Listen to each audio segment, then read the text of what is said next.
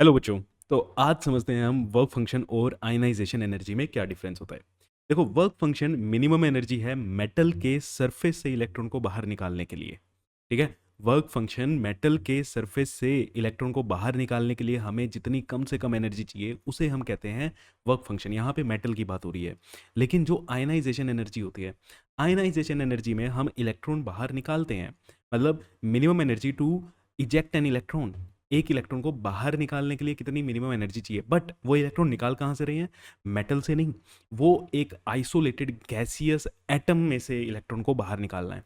Isolated का मतलब है कि वो अकेला होना चाहिए, उसकी किसी के साथ इंटरेक्शन नहीं होनी चाहिए। दूसरी बात, वो किस फॉर्म में होना चाहिए? वो गैसियस फॉर्म में होना चाहिए। ठीक है। वो किस स्टेट में होना चाहिए? वो गैसियस स्टेट में होना चाहिए। ऐसे जब हमारे पास एटम्स होते हैं जो गैसियस स्टेट में हैं, अकेले पड़े हुए हैं, उनमें से अगर हमें इलेक्ट्रॉन बाहर निकालना है तो उनके लिए जो हमें एनर्जी लगती है वो लगती है आयनाइजेशन एनर्जी। तो मेरे हिसाब से दोनों चीज़ें क्लियर हैं। वर्क फंक्शन मेटल के केस में होता है, आयनाइजेशन एनर्जी गैसियस एटम से इलेक्ट्रॉन को बाहर निकालने के लिए चाहिए होती है।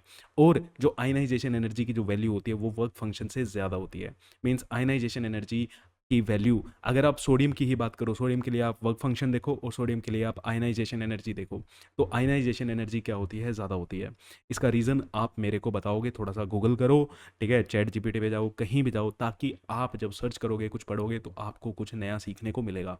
और अगर आपको जेई मेंस की तैयारी करनी है बहुत अच्छे से, ठीक है, तो भैया चैनल को सब्सक्राइब कर लो, जाके वीडियोस देख लो, दबा दब लेक्चर आ रहे हैं, तो please join the channel now.